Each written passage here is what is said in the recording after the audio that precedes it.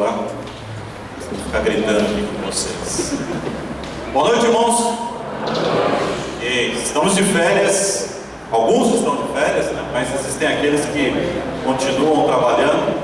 As mulheres com certeza não. Mas nós não estamos em férias com relação ao nosso relacionamento com Deus. Graças a Deus, porque o Senhor não descansa, o Senhor não cerra seus olhos, o Senhor está olhando continuamente para a minha vida, para a sua vida, e nos cuidando aqui, onde quer que nós estejamos, que nossos irmãos estejam em seu tempo de viagens nesse janeiro. Mas que bom que você veio, e nosso desejo, a nossa oração é que você possa ser abençoado ricamente. Com certeza já foi por tudo aquilo que nós relembramos até esse momento, através dos cânticos, e queremos que você saia daqui renovado, desafiado, para que você possa enfrentar aí mais uma semana. Irmãos, mais um ano se inicia, e nós temos falado bastante sobre propósito, sobre desejo, sobre como é que nós podemos começar esse ano com desafios diferentes para as nossas vidas, e com certeza cada um de vocês já estabeleceu objetivos, propósitos, desafios para a sua própria vida, para esse ano de 2014, coisas que você gostaria de fazer, cursos que você gostaria de ter, áreas que você gostaria de crescer em sua vida. E em meio a tudo isso, evidentemente, você fez alguns propósitos diante de Deus, para que você também possa crescer no conhecimento, crescer no serviço, crescer no relacionamento com o nosso Deus.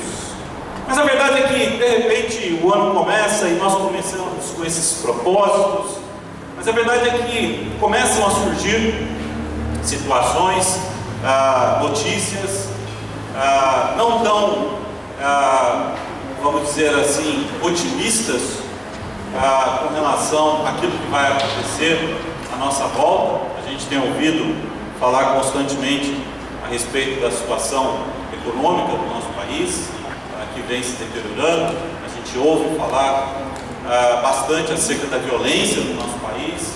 A gente ouve falar do desânimo e da desilusão com relação àquilo que a Copa do Mundo poderia trazer para o nosso país, dos grandes atrasos, dos grandes problemas de infraestrutura que nos acometem. E nós vamos, em meio a tudo isso, criando um cenário. Talvez a nossa realidade externa não seja tão boa quanto a gente imaginou que seria, e nós vamos nos deparando também com adversidades no nosso no ambiente que nos cerca. A gente começa a se deparar com algumas situações, com alguns problemas que a gente não tinha necessariamente colocado na nossa lista de objetivos para 2014. De repente a gente se depara com uma doença que não estava prevista de alguém próximo a nós, ou nos deparamos com alguma situação do tipo: a empresa que trabalhamos não vai tão bem e talvez eu corra o risco de perder o meu emprego aí nos próximos meses, ou questões ligadas ao seu relacionamento com aqueles que estão mais próximos a você. Mas a verdade é que essa situação ela vai se modificando ao longo dos meses, e de repente aquilo que parecia um ânimo agora vai, e agora eu tenho propósitos. Você começa a mudar, e você começa a revisar, e você começa a sentir algo que acomete todos nós: o medo. Nós começamos a sentir ansiedade, e de repente vem o medo. E entendamos como medo, gente, que é aquela reação interna que é provocada por algum estímulo que acontece ao nosso redor, externamente a nós. Isso provoca uma descarga muito grande de adrenalina no nosso corpo. Sempre que nos deparamos com alguma situação que nos causa medo, essa adrenalina gera aquele coração que bate mais rápido, E a gente fica necessariamente muito mais atento àquilo que está ocorrendo à nossa volta, nós ficamos muito mais atentos àquilo que pode acontecer conosco, ficamos muito mais atentos àquilo que pode, de alguma maneira, afetar o meu futuro, os próximos dias, as próximas semanas. E o medo é uma emoção, um estado comum a nós, e seja ele causado por acontecimentos externos que nós não prevíamos, seja ele provocado por situações que têm a ver com o nosso passado.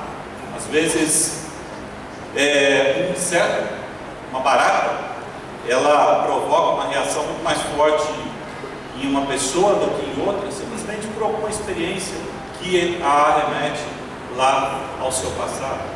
Enfim, todos nós guardamos lembranças, emoções, situações que nós passamos, que quando nos deparamos com ela novamente, elas geram em nós medo. O que eu queria provocar com vocês essa noite é que o antônimo do medo no nosso dicionário é a coragem. Coragem, que é a atitude de seguir adiante. Mandela, recém-falecido, dizia o seguinte: a coragem não é a ausência do medo. A coragem não é a ausência do medo, mas é o triunfo, é a vitória sobre ele. Nessa noite eu queria olhar para as Escrituras junto com vocês e olhar uma das características que era essencial para aqueles que serviam ao Senhor: a coragem. Churchill dizia que a coragem é a primeira das qualidades humanas, porque sem a coragem as demais qualidades não existem. Feche seus olhos, baixe sua cabeça e vamos orar. Bondoso Deus, nós queremos agora abrir as Escrituras, Pai, e aprender aquilo que o Senhor nos deixou, ó Deus. Que o Teu Espírito, agindo em cada um de nós agora, Senhor Deus, possa trazer à tona dificuldades, temores, medos que nos acometem, Senhor Deus, para nos trazer, Senhor Deus, e desenvolver aquilo que é a Sua vontade para as nossas vidas, ó Pai. Que o Senhor possa nos abençoar como tem abençoado durante esse culto, ó Deus, com o entendimento das Escrituras, ó Pai. No nome de Jesus que a gente pede novamente, Senhor Deus. Amém. Irmãos, a pergunta é: como é que a gente pode triunfar sobre os temores? Sejam eles os mais simples, sejam eles os mais complicados, mas é aquilo que na sua vida faz diferença para que você siga adiante. Aquilo que de repente barra os seus projetos, aquilo que de repente você olha e, bom, isso aqui não vou fazer porque eu já passei por uma situação como essa no meu antigo trabalho e não foi bem, tive um problema com o meu chefe e olha, não vou entrar nessa de novo. Seja na sua escola, seja nos seus relacionamentos, seja no serviço ao Senhor. O que barra você? O que de repente te leva a uma situação de paralisia e o medo de seguir adiante? Será que o Senhor está preocupado com isso? Será que isso faz diferença para Deus? Será que o Senhor está preocupado com as minhas emoções, com os meus medos, com aquilo que muitas vezes trava os projetos de Deus para a minha vida? Abra sua Bíblia em Mateus capítulo 14. Lá em Mateus capítulo 14, nós vamos utilizar esse texto aí.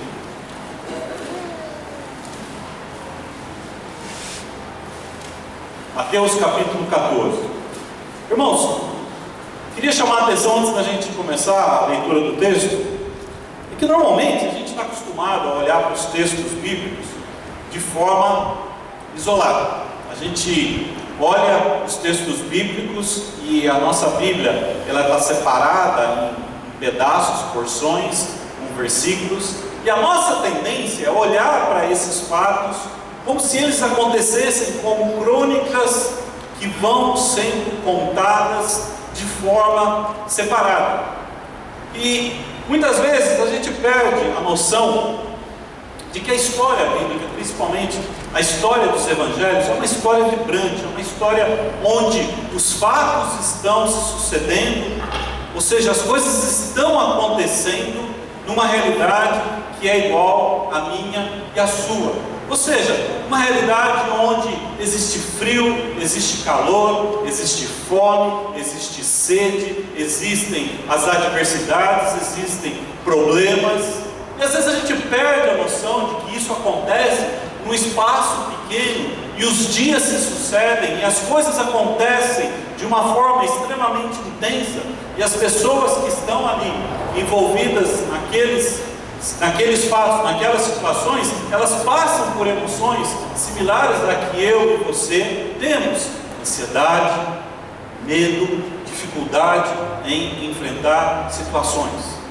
E os apóstolos, em seu relacionamento com Jesus, enfrentavam essas situações como eu e você enfrentamos. Notícias ruins, fatos inesperados, perseguições, coisas que não necessariamente estavam na nossa agenda e de repente acontecem. Essa é a realidade.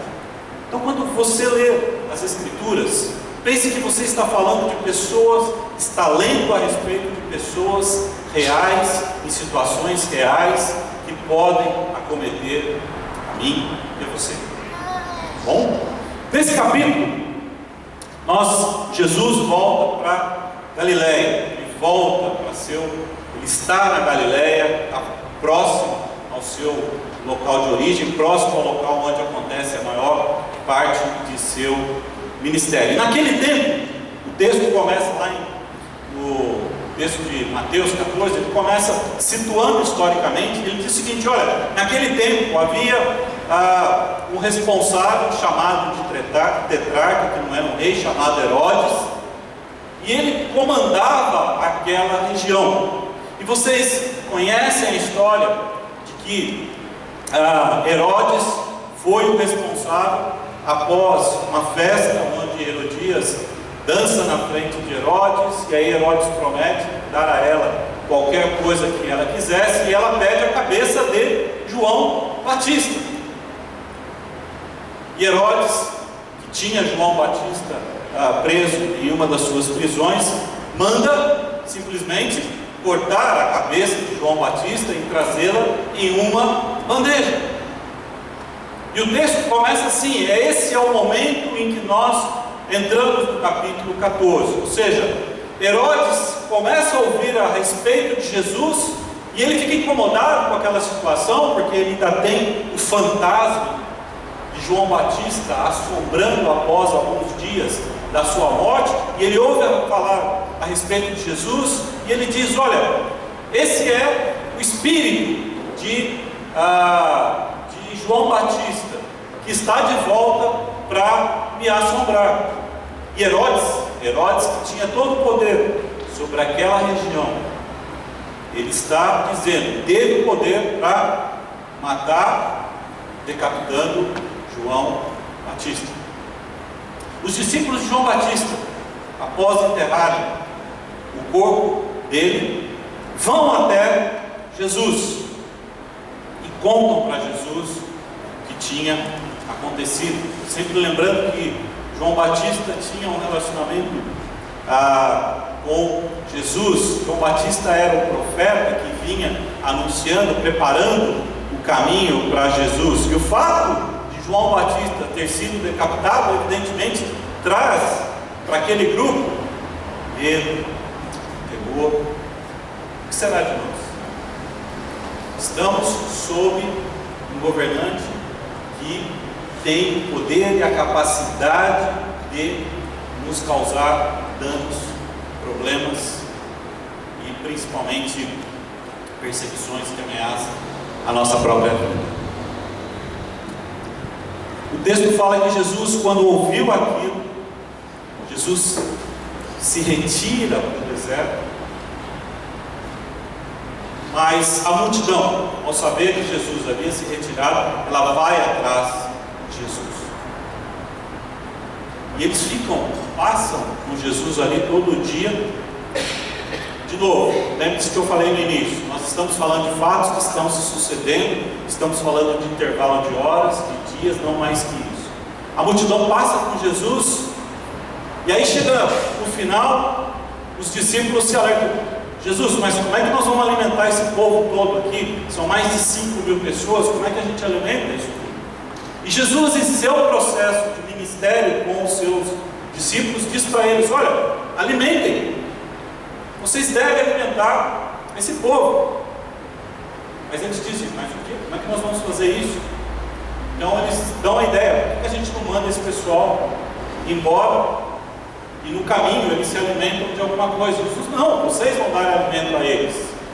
Mas eles não entendem o que Jesus está dizendo, nem entendem o papel deles ali naquele momento, nem entendem o desafio que Jesus está colocando para eles. E Jesus toma a iniciativa e eles dizem: olha, só tem um sujeito aí com 5 pães e 2 peixes. Jesus manda trazer, e aí você já conhece a história. Jesus multiplica e aquilo alimenta a todos com sobras e acaba preenchendo 12 cestos distribuídos pelos apóstolos.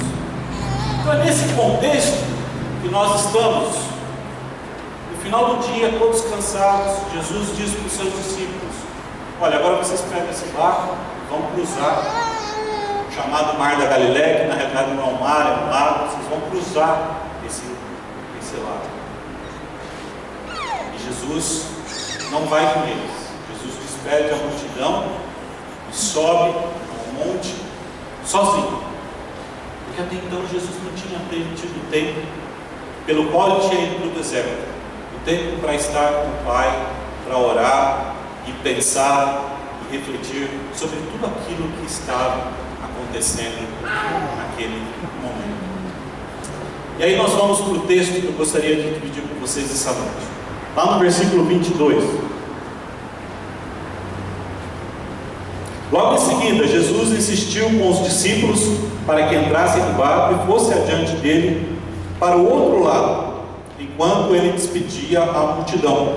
Tendo despedido a multidão, versículo 23, 14 e 23, subiu sozinho ao monte para orar. Ao anoitecer, ele estava ali sozinho, mas o barco que estava com os discípulos já estava a uma distância da terra, e ele era fustigado pelas ondas, porque o vento soprava sobre ele. Já à alta madrugada, Jesus dirigiu-se a eles, andando sobre o mar. Quando o viram andando sobre o mar, ficaram aterrorizados e disseram: é um fantasma! E gritaram de medo. Mas Jesus imediatamente lhes disse: coragem, sou eu, não tenham medo. Coragem, sou eu, não tenham medo. No versículo 28, Senhor, disse Pedro, se és tu, manda-me ir ao teu encontro por sobre as águas. Venha, respondeu Jesus. Então Pedro saiu do barco, andou sobre as águas e foi na direção de Jesus. Mas quando reparou no vento, ficou com medo e, começando a afundar, gritou: Senhor, salva-me! Imediatamente Jesus estendeu a mão e o segurou e disse: homem de pequena fé, por que você duvidou? Quando entraram no barco, o vento cessou, e então os que estavam no barco o adoravam, dizendo: verdadeiramente tu és o Filho de Deus. Verdadeiramente tu és o Filho de Deus. Essa cena é bastante conhecida por nós. Jesus, como eu disse, não entra no barco, ele vai até o monte para orar sozinho, e os discípulos entram no barco e começam a travessia. Era uma travessia que não deveria durar mais do que 3, 4 horas, mas eles ficam no caminho, eles não conseguem progredir na travessia, porque existe um forte vento, as ondas estão muito fortes contra eles, e eles vão remando, mas eles só conseguem uma pouca evolução no caminho, e eles ficam sozinhos Aí a coisa, enfim, ela vai num crescente, cansaço, as ondas crescentes, o vento contra eles, e depois de várias horas, estamos falando aqui, o pôr do sol, e depois Jesus vai até eles. Mas Jesus vai até eles por volta das 3 horas da madrugada, 3 horas da manhã.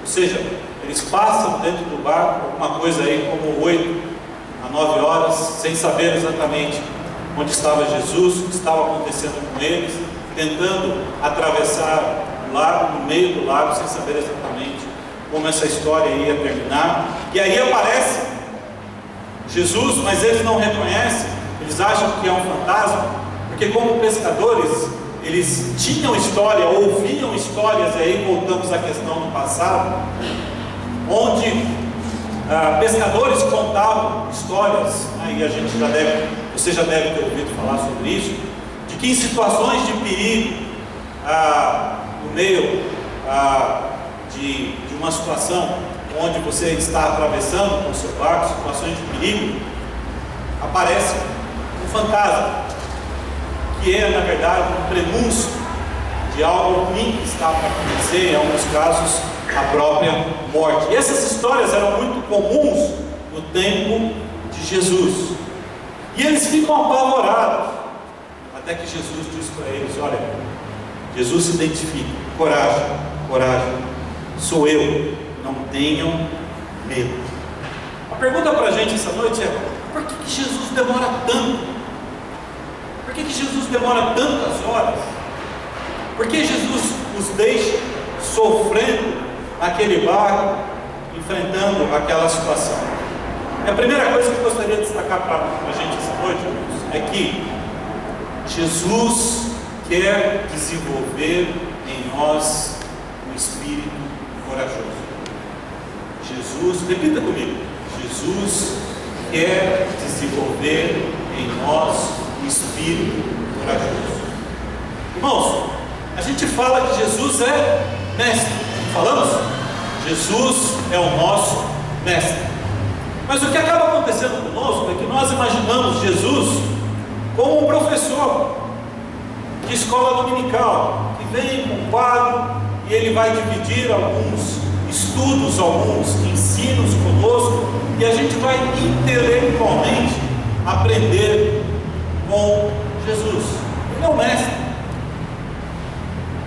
Mas Jesus não é um mestre somente nesse sentido, que é um sentido extremamente ocidental de ensino. É um sentido muito mais moderno de ensino, que não está adequado com aquilo que a palavra entende por ensino. Ensino na palavra de Deus é o domínio. É quando é a ideia de um atirador de arco e flecha, que ele só aprende quando ele tem condições de pegar o arco e a flecha e acertar o alvo. Enquanto ele não tem condições de ele fazer isso, ou seja, ensino não é alguém que vai, coloca ele numa classe, mostra para ele um data show, ensina para ele os conceitos de como que ele pode jogar uma flecha, e depois manda ele embora para casa, e na próxima semana vamos ver se de novo você aprendeu alguma coisa, e você vira um especialista sobre arco, sobre flecha, sem nunca ter atirado uma flecha na vida. Isso não é ensino. Ensino bíblico é quando você domina, quando você tem a capacidade de, por sua conta, fazer aquilo. Jesus é o nosso mestre, e Ele quer nos ensinar coragem. Coragem em situações difíceis, coragem em situações de adversidade. Então, irmãos, a escola de Jesus na sua vida, eu espero que você já tenha entregue sua vida a Jesus, tendo a Ele como seu Senhor e Mestre. Jesus quer te ensinar onde? Os seus relacionamentos, o seu trabalho, a sua escola, no hospital, no enterro. Jesus está ensinando, porque Filipenses diz o seguinte: aquele que começou uma obra em mim, ele é o interessado em terminar, e vai continuar construindo essa obra no meu coração, na minha mente, até formar Cristo em mim. Irmão, o Senhor, Ele está extremamente engajado em formar um espírito corajoso em você. Mas o que acontece conosco é que quando nós olhamos as adversidades, nós olhamos as adversidades com o desejo de sair delas o mais rápido possível. Porém, o que acaba acontecendo, se você for justo com você mesmo, você vai perceber que as adversidades na sua vida, as dificuldades na sua vida, trouxeram a você mais crescimento, mais profundidade no relacionamento com Deus do que os tempos de bonança, do que os tempos em que tudo vai bem. Jesus já havia passado com esses mesmos discípulos um momento onde eles já estavam atravessando o mar, e Jesus estava com eles no barco, e veio uma tempestade, e eles ficaram apavorados com as suas vidas. Estamos falando de homens experientes, de pescadores, e eles acordaram porque Jesus estava dormindo, e Jesus disse: por que vocês estão com medo, homens de pequena fé? E Jesus acalma a tempestade. E embora tenham passado por essa situação com Jesus, eles continuam sem ter entendido, sem ter aprendido. O texto de Marcos, que é a referência desse texto, lá em Marcos 6, depois vocês leem em casa, diz o seguinte: olha, eles não haviam entendido o milagre da multiplicação. Nós estamos falando do espaço de horas. Nesse espaço de horas, eles haviam visto Jesus multiplicar 5 pães, 2 peixes para uma multidão de 5.000. E mesmo assim eles continuavam olhando para o seu passado. E olhando para o passado, as histórias de fantasmas eram mais fortes do que o relacionamento com o Senhor que eles estavam desfrutando. O que eu quero dizer para você, irmão, nessa noite, é que Jesus está mais preocupado com a sua reação diante da adversidade, diante do problema, diante de situações em que você não previu, do que propriamente livrá-lo disso.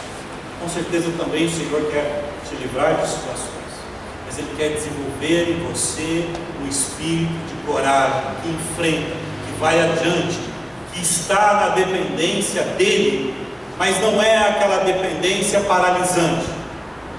A dependência paralisante é aquela dependência que diante de problemas: Senhor, me resolve essa situação, e você fica parado e não faz absolutamente nada.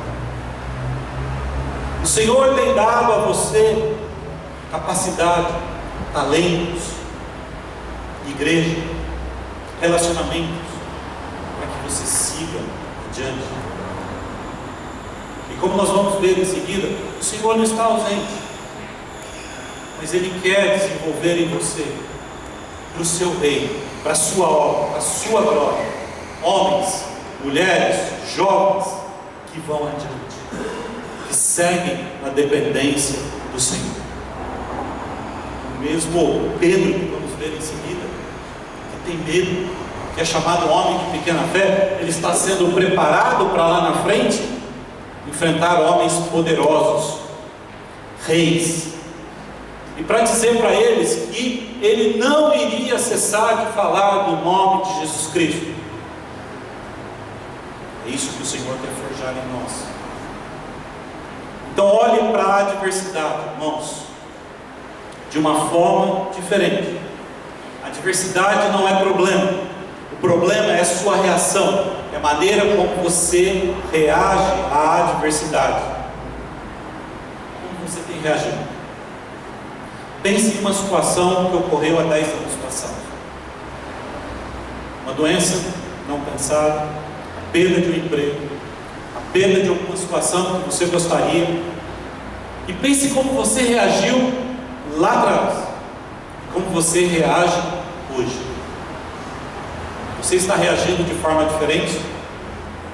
Você tem mais confiança no Senhor? Ou você continua ainda da mesma forma? Você reage de forma descontrolada? Você questiona a fé? Questiona onde está o Senhor? Onde está Deus no meio disso tudo? Você tem crescido na sua fé? Você tem se tornado uma pessoa mais corajosa? Ou você continua com ele? O Senhor quer fazer uma grande obra na sua vida. Siga adiante. Aprenda a depender dele. Aprenda a se aprofundar no relacionamento com ele. Porque ele é fiel e justo para completar a obra até o dia de Cristo Jesus. Amém? Amém. Coragem. O Senhor quer desenvolver em mim e em você um espírito corajoso. Homens e mulheres que vão adiante. Uma segunda coisa, nossa coragem vem da confiança em Jesus e em sua palavra. Repita comigo: nossa coragem vem do Senhor Jesus, da nossa confiança em Jesus. De novo, vou começar, eu falei tudo errado. Nossa confiança, nossa coragem vem da confiança em Jesus e em sua palavra. Vou falar de novo porque eu falei tudo errado. Nossa coragem vem da confiança em quem?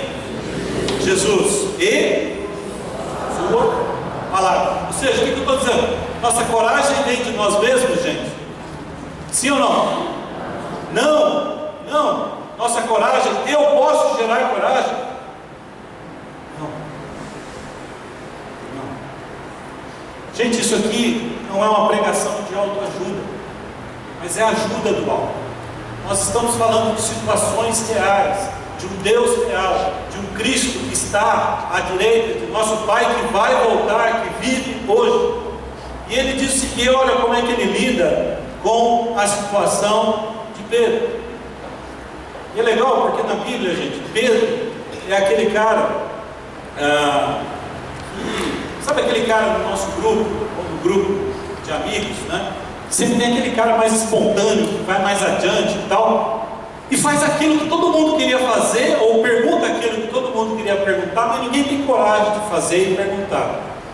Pedro é esse cara, voluntarioso. E aí o fantasma diz: olha, sou eu, não tenho coragem, não tenho medo. E Pedro diz: olha, se é o Senhor mesmo, deixa que eu vá para aí. Eu quero ir caminhando com o Senhor, até o Senhor na água. Porque, gente, no final das contas, o que Pedro tem a perder? Pedro é pescador. A Bíblia nos descreve lá no final de João que Pedro sabia nadar. Porque Pedro, após Jesus ter ressurreto dos mortos, Pedro vai até ele nadando. Então Pedro sabia nadar. Então Pedro pensa consigo mesmo: bom, eu vou caminhando, se der zebra no meio do caminho, eu saio nadando. E Pedro começa olhando para esse fantasma, que é Jesus, no meio daquela escuridão, mas de repente no meio do caminho ele começa a olhar para o lado. Opa, o vento está forte, as ondas estão mais fortes do que eu achava, porque eu estava dentro do barco, e aqui eu estou andando na água. E ele fica com medo. E ele começa a afundar. Já aconteceu isso com você? Começou projetos, começou situações, agora vai. No meio, você começa a afundar. Parece que tudo estava sob controle. Você tinha planejado tudo, você tinha tudo sob seu controle, mas você está afundando. Maravilha é que Jesus pega Pedro pela mão e o traz para dentro do mar. Para dizer para você, irmão, que que a sua coragem, ela não deve vir de você mesmo. Porque embora você tenha se dedicado, planejado, cuidado de todos os detalhes, se preparado, estudado, eu queria dizer para você o seguinte: é o Senhor que vai te estabelecer diante da situação. Nosso coração é enganoso. Muitas vezes ele nos convence de que porque tudo aquilo que eu fiz pelo belo planejamento, por estar bem preparado, eu vou ter sucesso. Mas a coragem bíblica, a coragem que leva homens como Moisés a sair da criação de uma situação de pastoreio para tomar conta de um povo, é a dependência do Senhor. Irmãos, pergunta para você essa noite é a seguinte: você tem dependido somente de você? Não que planejar, estudar, se preparar esteja errado, mas eu queria dizer para você que você não controla todas as situações. Em algum momento você vai se deparar com situações que você não previa, ou situações que parecem muito maiores do que na verdade são. O que você vai fazer? O que eu estou dizendo, gente, é que volte seus olhos, volte seus ouvidos para aquele que tem condições de te tirar da água, de te levar de novo em segurança. É o Senhor Jesus que tem capacidade para fazer isso. Ele fez isso comigo. Ele pode fazer isso comigo e com vocês. Eu não sei qual é a situação, qual é a adversidade que você enfrenta, mas se você tem dependido somente de você, porque você olha para a situação e como os discípulos do barco, onde está Jesus? Faz tanto tempo que Jesus já deveria ter resolvido minha situação. Eu queria dizer para você: Jesus não está ausente. O Senhor em nenhum momento deixou de olhar os discípulos do barco. Os olhos do Senhor não estavam longe. Talvez você precise, tenha necessidade, de alguma coisa mais concreta, mas o Senhor está desenvolvendo em você fé, para desenvolver coragem, para que você siga adiante, embora não vendo o Senhor. Nós não estamos vendo Jesus hoje aqui, Ele não está aqui sentado na primeira fila, mas saiba, Ele está conosco. Ele diz aos seus discípulos: olha, eu vou voltar com o Pai, mas o meu Espírito, o Espírito vai vir para aqui e vai habitar em cada um de vocês. Ele nos garante, nos certifica da presença do Senhor conosco hoje, agora. Dependa do Senhor e conheça a sua palavra. Não seja um iniciante na palavra de Deus. Isso tem a ver com aquilo que eu comentei no início. Ensino, aprendizado tem a ver com não somente conhecer a palavra de Deus intelectualmente, mas praticar, para que na prática você enfrente situações, dificuldades geradas pela prática da palavra, para que você dependa do Senhor. Jesus é o nosso foco. Jesus é que vai desenvolver em nós o espírito corajoso. Ele que vai me dar a confiança para seguir adiante. Finalmente, Jesus está sempre conosco. Repita comigo: Jesus está sempre conosco. Irmãos, Jesus entrou no barco, a tempestade se acalmou e finalmente eles entendem quem é Jesus. Quando a gente olha a declaração no final desse momento todo que nós escrevemos aqui, após a notícia da morte de João Batista, a multiplicação dos pães, a saída da multidão, o caminho, a navegação até o meio do mar da Galileia, toda essa situação, no final eles declaram: verdadeiramente tu és o Filho de Deus. Verdadeiramente tu és o Filho de Deus. Eles já haviam passado por uma situação do barco antes, quando eles disseram: quem é esse que os ventos, a tempestade, são obedecidos, ele tem controle, tem poder, multiplicou os pães, eles estavam vendo milagres, mas até então eles não tinham declarado: tu és o Filho de Deus. Irmãos, a lição aprendida dessa situação toda que nós vimos é o reconhecimento. Jesus é o Messias prometido. Ele é o Filho de Deus. A Bíblia apresenta lá no início de Mateus, Jesus, o que ela diz? Ele será chamado Emanuel. O que é Emanuel, gente? Deus conosco. O Deus vivo está conosco. Essa é o grande fato, a grande novidade de vida para todos aqueles que querem seguir adiante em suas vidas. Jesus é o Filho do Deus vivo. Ele é Deus conosco. E mais, abra sua Bíblia aí em Mateus capítulo 28.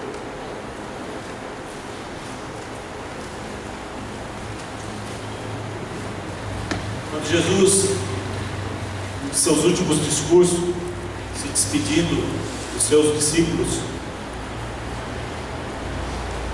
de novo, na Galiléia, Jesus diz assim, lá no versículo 16: os 11 discípulos foram para a Galiléia, para o monte que Jesus lhes indicara.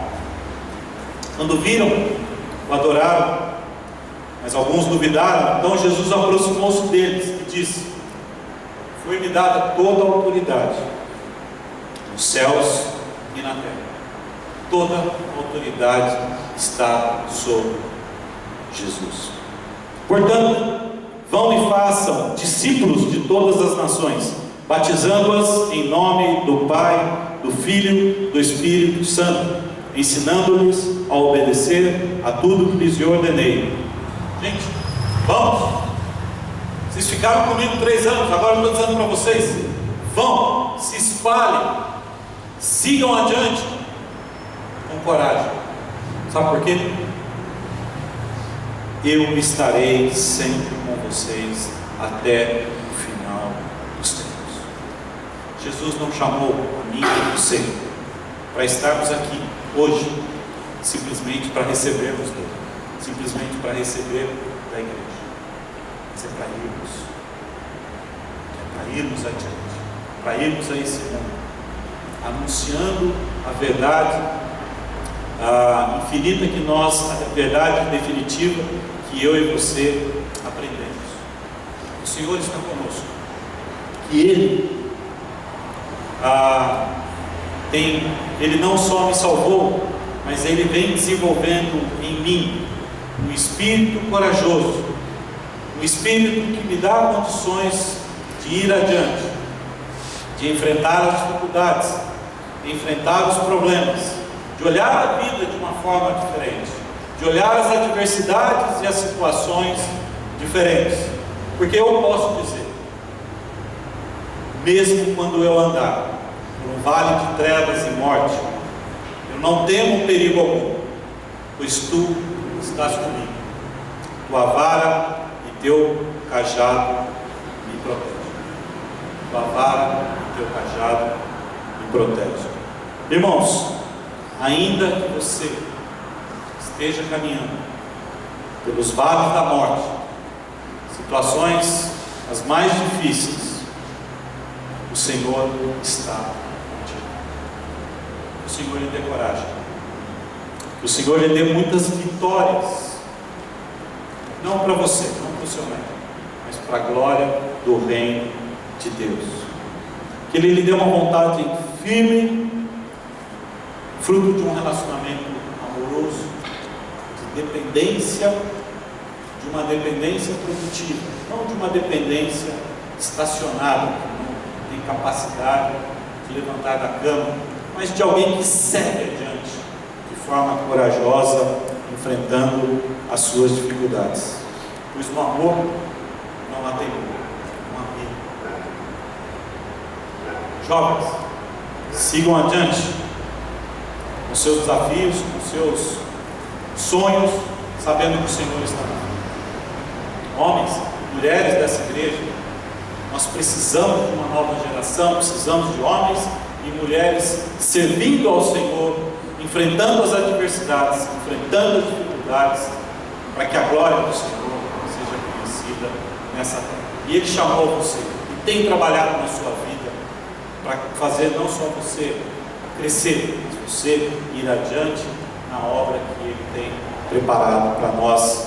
E é um privilégio para você servir a esse grande Deus, que tira você do medo, do temor e leva você adiante, para caminhos que aí talvez você não consiga vislumbrar até onde o Senhor levará, mas Ele estará contigo todo o tempo.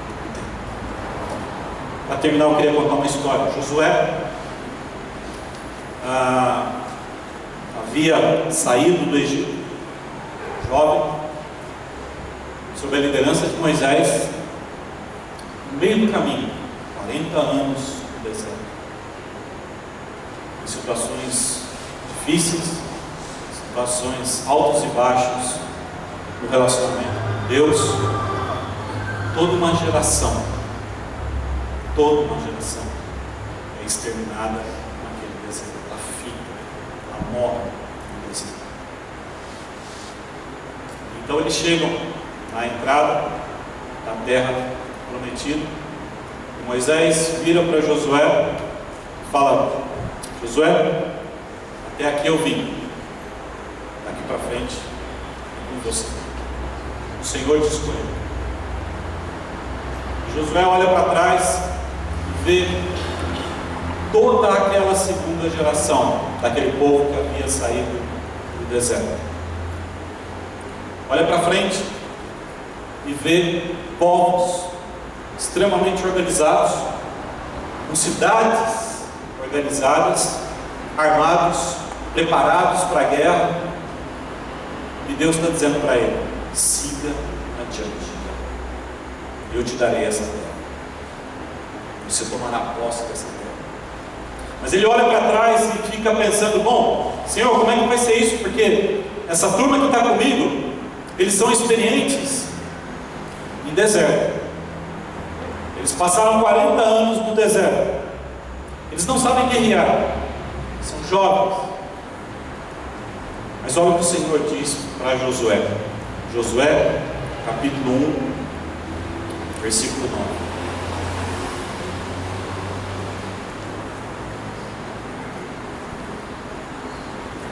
Josué, capítulo 1, lá no versículo 9. Deus disse para Josué: não fui eu que lhe ordenei?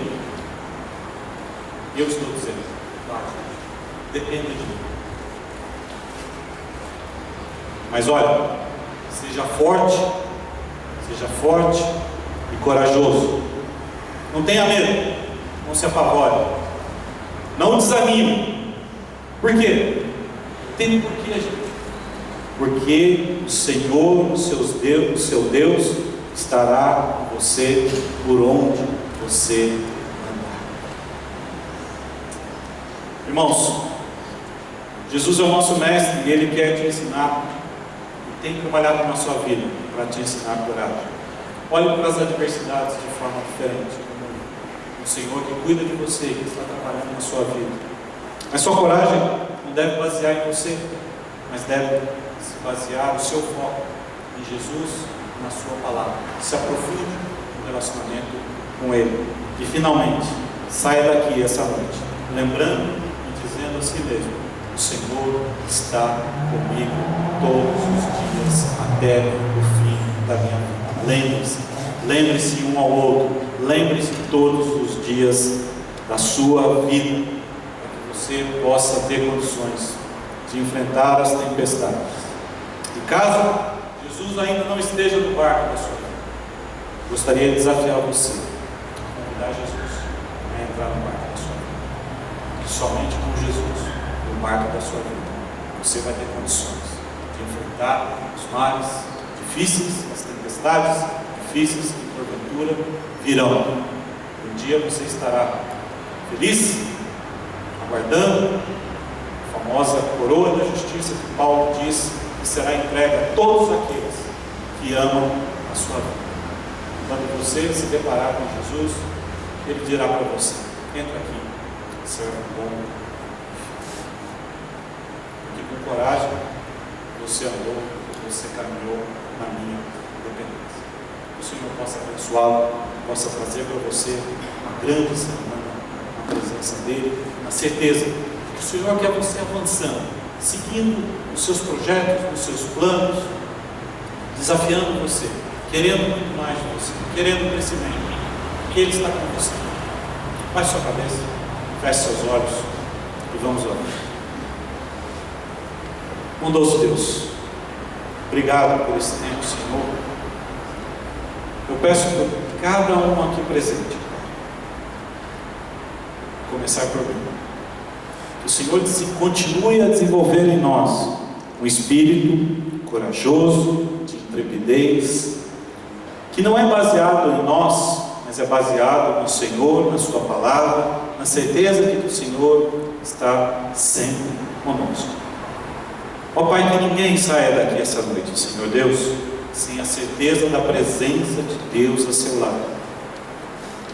Ó Deus, abençoa planos, desejos, sonhos de cada um presente aqui essa noite, Senhor Deus. Mas que tudo isso, ó Pai, possa ir na direção de que a Tua glória seja conhecida, Pai, de que o Teu reino seja expandido e de que sejamos, ó Deus, homens e mulheres mais corajosos, mais profundos no relacionamento com o Senhor. É o que desejamos, ó Deus, para cada um de nós. No nome santo de Teu Filho Jesus, a Ele a honra, a glória para todos sempre. Amém. Vamos cantar mais uma música. Deus abençoe a sua vida.